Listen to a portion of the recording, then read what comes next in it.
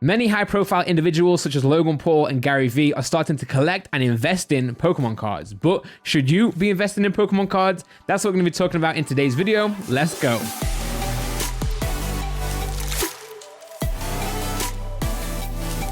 Yo, what's up guys, welcome back to the video. Hopefully you're all doing good, and in today's video we're going to be speaking about investing in Pokemon cards, and specifically if you should be doing what many others out there are doing right now, which is putting their money into Pokemon cards. Now I will say before we get into the video, there'll be a lot of value packed into this video and it is worth your time to watch it, but there's no right or wrong answer. You know, it's not that easy. It's not that easy. It's not like, yes, you should invest or no, you shouldn't invest. There are many different, aspects to it, and I want to let you guys know that before we go into it. Another thing I should let you know is that I am not qualified. I'm not a financial advisor. I am in no position to tell you guys whether you should or shouldn't invest in Pokemon cards. I know you're thinking, what's the point of the title then? Well, the concept and the title of the video is just there to, first of all, bring you guys in and just to talk about investing in Pokemon in general. Maybe I can give you some knowledge. Maybe I can give you some experiences that I've had in the past. And you can use that to formulate your own decision, okay? I can never, advise you guys to go and buy a card, and I also can't advise you guys to sell a card, because if I did do that, then it would seem like I am acting on my behalf. If I've got a certain card, I could try and promote that to make the value go up. That's not what I'm trying to do. That's not what I want to do. So instead, I want to give you some facts. I want to give you my opinion. I want to give you some of my experiences. Then you can take that away and then help make your mind up whether you do want to start putting some money into Pokemon cards. So let's go. So the first thing you're going to want to do when deciding whether you should invest money into Pokemon cards is, first of all, try to figure out, do you actually like Pokemon? Are you interested in the franchise of Pokemon? Did you play Pokemon in your childhood? Did you watch the anime? Did you collect cards back in the day, but maybe don't anymore? If you've got an interest in Pokemon, then okay, keep watching. If you don't have an interest in Pokemon at all, and you instead have an interest in making money, then I don't advise that you start spending money and start investing in Pokemon. If you want to, and if you want to get into it, then yeah, go by all means do that. But if it's just strictly for the money, I don't advise it. There are many ways to make money. There are many other, ways to invest your money that will make you more money consistently over time than Pokemon cards, because at the end of the day, these Pokemon cards are collectibles, okay? There is, of course, a market price, and I'll show some, stats and some analytics on that soon. But end of the day, it's a collectible. We as a community decide the price. You as a buyer decide the price. You as a seller decide the price, okay? So first of all, if you're not interested in Pokemon, then I don't advise it at all. But if you do enjoy Pokemon, then yeah, continue watching the video and continue to decide whether this is for you or not. So once you've asked yourself that and you've decided that you do have a genuine interest in Pokemon, the main thing to realize when getting into the hobby is, or the one thing I can recommend is, make sure you buy the cards that you personally love, okay? Buy cards that you have an interest in. Don't just buy what is expensive. Don't just buy what is hyped. That is the quickest way to lose money in Pokemon, okay? If everyone's going around saying you must buy, the Logan Paul video that you guys all probably saw, the collectibles guru, he said this card just cleared 25k and it'll be worth 35 to 40k by Christmas. Don't buy that card. If you've got an interest in that card, if that's the only card you ever want to own, buy it, but only buy it if you want to collect it and keep it in your possession, okay? The best way to make money in Pokemon is to be a collector, not an investor, okay? That's the tagline. That probably just sums up the entire video. If you want to make money on Pokemon cards, buy cards that you want to collect because you like them rather than buying to make money, okay? It's complicated, okay? But for example, in that card, the first edition PSA 9 Charizard, in that instance, he's saying this card will be 35, 40k to, by Christmas. He's hyping that card. He's doing this so he can then go and, first of all, tell his other people or other customers, I've just sold Logan Paul a 25k Charizard. That's the value. And because it's now in Logan's video, because I've said it, it's going to go up and up and up. That's not organic. That's not authentic growth, okay? What is authentic growth is if you buy, say, let's look at this. If you buy a, PSA, why is Roddy Coley there? If you buy a first edition PSA 10 Blaine's Arcanine, 3 years ago, because you love the artwork, and this card is now gone up in value, then well done. You may have made money, or the value may have gone up because of the time that you spent holding onto the card over 3 or 4 years, rather than someone, saying this card's now worth 4k and you go in and flipping it. So yeah, that's the main punchline, okay? Even if you are, wanting to buy Pokemon cards with the hope of them going up in the future, by deciding what you like and by only buying cards that you personally enjoy, it means that if the card does go down in value, you're fine because you've got a genuine attachment to that card, you know? And sure, if it goes up by, you know, 100% in the next 3 years, great. You can decide to sell that. You can decide to keep it and just, you know that your cards are now worth more money. But also on the flip side, if your card does go down to, you know, £100 from a £2,000 purchase, you'll still be okay with it because you bought the card with the intention of just having, you know, an Arcanine, for example, in your possession that you can look at and you can just have in your possession. But on the flip side of all this, I don't want to, you know, make it sound all doom and gloom. Most likely the Pokemon cards will go up, okay? Especially if you're talking about the vintage cards. Now, I'm going to do another video about, you know, how to start collecting Pokemon cards, where I actually, you know, talk about the history, talk about specific cards, talk about specific sets, and then in that video, you'll be able to decide, right, this is why these cards are worth more money, blah, blah, blah, blah. But I'll sum it up for you, you know, right now. Let's take a look at PokemonPrice.com.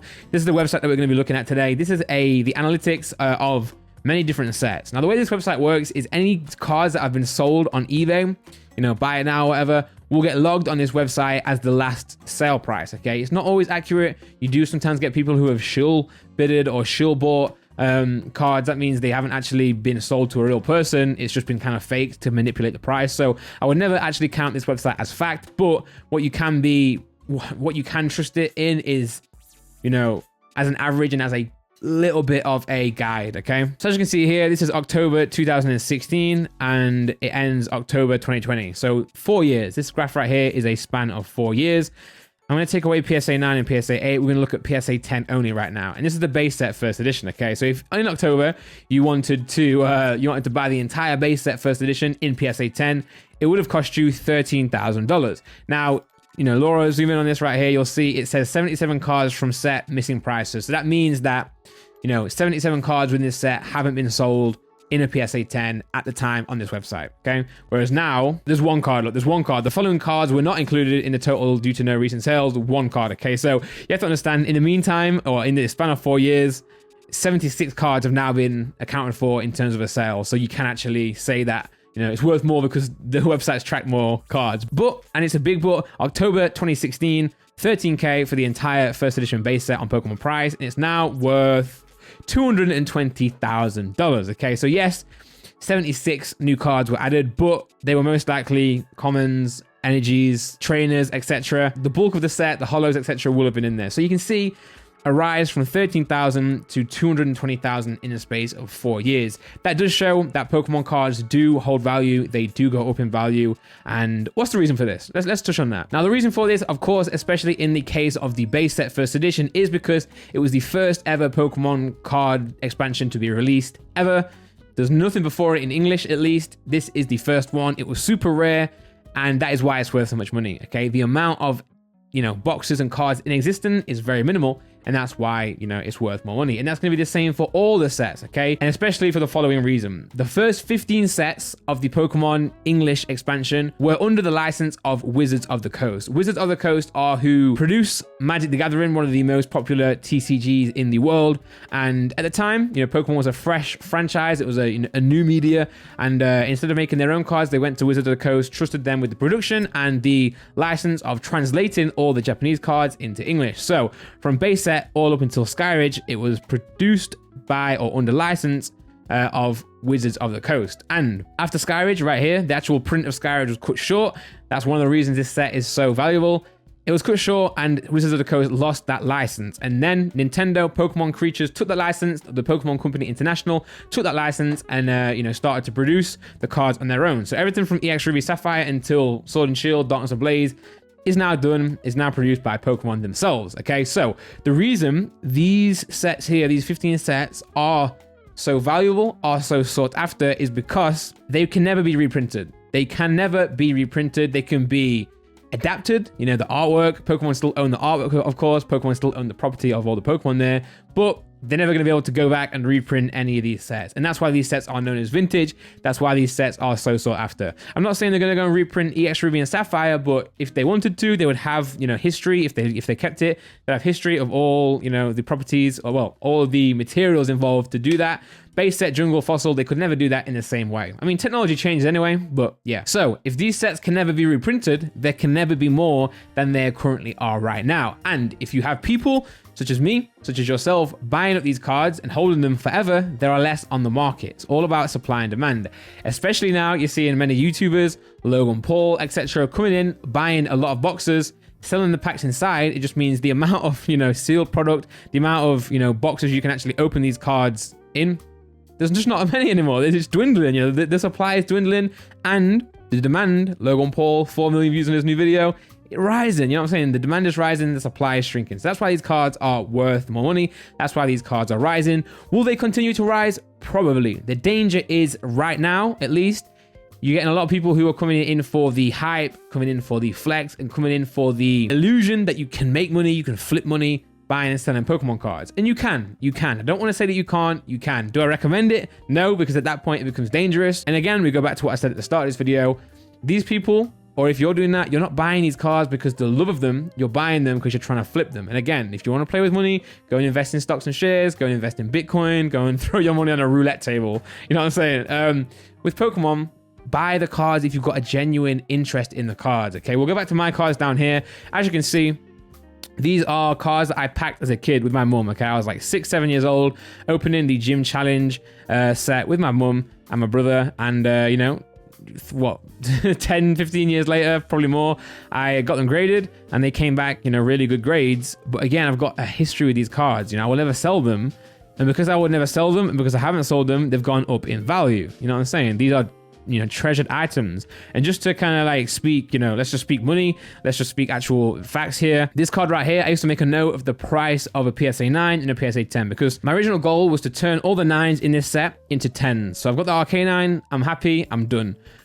Blaine's Charizard PSA 9, I want to turn it into a 10. And that was the same 3-4 years ago, okay? So 4 years ago, 2016, I got these cards back graded, or maybe 2017 at that point. I wanted to, upgrade the cards. So on my spreadsheet, I wrote a little note on how much they currently are, okay? The Blaine's Charizard was worth like £190 in a 9, and it was £400-500 in a 10. Currently, on eBay, if you want to go and find the Blaine's Charizard, you're going to have to pay £3,000 to £5,000, depending on the seller, depending on where you get it from, to be able to get that card. That's roughly up to 10 times more valuable. If I want to sell the PSA 9 now, I'm going to get around £1,000 to £1,500 for it. So that's still something I want to do. I want to upgrade my cards into a 10 from a 9, but it's just getting more and more unrealistic because the prices have increased. The prices have gone up because the supply is dwindling and the demand is going up, Again, let's talk about the Venusaur PSA 9. This card in 2016 or 17, when I was looking at the values, was £70, okay? £70 for the PSA 9.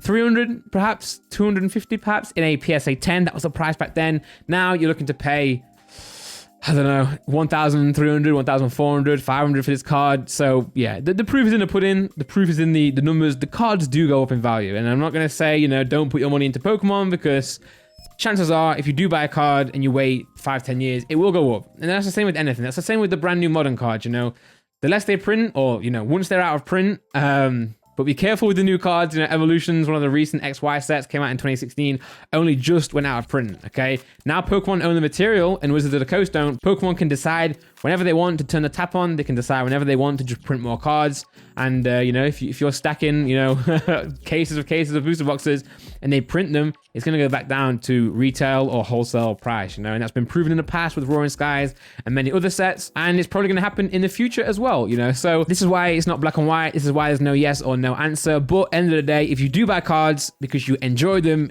you can't lose, okay? You can't lose, Spend what you can afford and buy what you love with the money you can afford, okay? Don't be taking money out of savings. Don't be taking money out of, house deposit funds, any disposable income, etc. Yes, buy cards, buy what you want to buy, and yeah.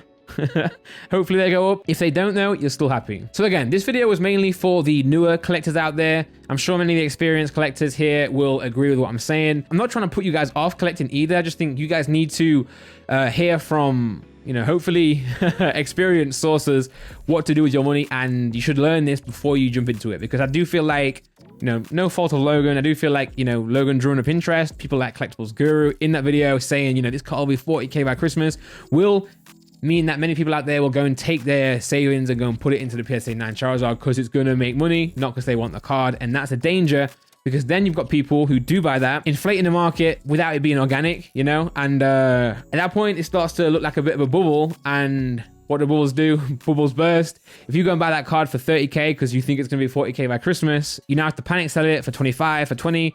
You know, it's going to cause a quick decline because you've listed one, someone else is going to list one, then I'm going to buy it. You know, someone's going to buy it at that lower price. And also, one more thing, again, this is not what sets you should buy. This is just, should you spend your money? Should you invest in Pokemon? The next video, sometime soon, or in this little mini series, maybe we can call this like some sort of like Pokemon card collecting with Randy or something like that. But yeah, the next video will be how to start collecting Pokemon cards. You know, I'll actually go through the different sets. I'll show you what to look for when you're buying. I'll, you know, talk about the condition, etc. But this is just, should you spend money on Pokemon? And I'm giving you my experience in this. And I mainly want to get the point across. The big point is buy what you want to collect, buy what you love, and you can't lose. Real quickly though, just to show you some examples, and one big point I want to make is, you don't always have to buy the highest price card. You know, not every Pokemon card out there is expensive. It's not, you know, don't believe the hype. Pokemon cards are expensive. Some of the old ones, again, supply and demand. All of them aren't, you know. You can easily go into EX Ruby Sapphire, EX Sandstorm. Like, yes, some of these cards are now touching, you know, £2,500. You'll see the Mewtwo, I believe. Where are we at? Mewtwo EX is now $2,500 in a 10. But look, let's scroll through here. Let's go for a holo card. Where are the holos at? Beautifly Holo. Last sale was $60 in a 10. You know, it's probably more now because, you know, it hasn't sold in a while, but still, you can go spend like $100 maybe on a Beautifly Holo PSA 10, and you can cherish that card, and it may go up in 5-10 years, but you're happy because you've got the card, you want the card, you own the card. You know what I'm saying? So there's definitely more sets out there. You don't have to go for the most expensive. You don't have to go and get first edition base because Logan Paul has it. You don't have to go and get a PSA 9 Charizard because Collectibles Guru told you to. Look at all these sets. Look at all these sets. Even the brand new sets, man. Buy a booster box, you know, from my website, Pokerand.net. Pack a Celebi V. Send it to Graded Gem. You know, if you guys want to get your cards and grade your own cards, that's another fun thing to do. Then make sure you go hit up gradedgem.com. They will get your cards graded with PSA in America for you. Yeah, go and buy it. Go and get a Rillaboom Holo, you know, get a Rillaboom Holo and own that card in a PSA 10. There are 3 in the world in a PSA 10. How cool is that? Look at this, Rillaboom Cracked Ice Holo. There are 2 PSA 10s in the world of the Rillaboom Cracked Ice Holo. And I have one, baby. So I am, you know, one of only 2 people in the world to own this Rillaboom Cracked Ice Holo in a PSA 10, which is a great feeling, you know, and it brings me joy. I wouldn't sell this card for, yeah, I wouldn't sell this card for a lot of money. I want to keep this in my collection. I love Rillaboom. It's one of my favorite Pokemon, and I would like to keep this in my collection as long as possible, you know, and that's a lot of value to me, you know. It's not all about investing in cards that are going to make you tens of thousands of pounds. Sometimes it's about, you know, buying a card you like. I mean, how much? You get this from a theme deck, okay? The theme deck costs maybe £10. Your, you know, fee for grading, probably £10 as well. You know, you get this card back. Is this card worth £20? For me, it's worth a lot more. I wouldn't sell this card for £100, you know, because it's my card and I love it. You know, maybe in 5-10 years, you know, the population of this stayed low. No one else graded it. And now someone wants to buy this Cracked Ice Holo for £500, you know, and there, technically I've invested, but not by meaning to. I've just bought the cards that I liked. I've got the cards graded that I liked, and the value's gone up, you know. End of the day, these cards that I showed you, the Gym Challenge first editions, I packed these when I was 6 years old, kept, you know, them in good condition, looked after them, and now they're worth more. Was I investing at 6 years old? No, I was just collecting cards that I liked, man.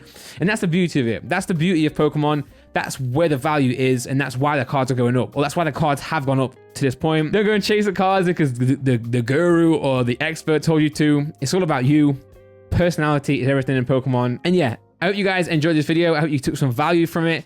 It may seem like a lot of waffle. It may seem, you know, like I'm talking too much, but if you do really apply this, if you do really understand what I'm saying, you will succeed. You know, you will succeed. You can make money in Pokemon. You can invest in Pokemon cards, and it is worth it, but you have to have the enjoyment. You have to be willing to search through eBay. You have to be willing to get some booster boxes and get, you know, some packs, get your hands dirty, you know. But if you love Pokemon and if you want to do it for the enjoyment of your hobby, then go for it. You can't lose. You know, you can't lose. Would I rather have, you know, £1,000 or Blaine's Arcanine? I'd rather have the card, man. And that's where the value is, and that's where you will succeed.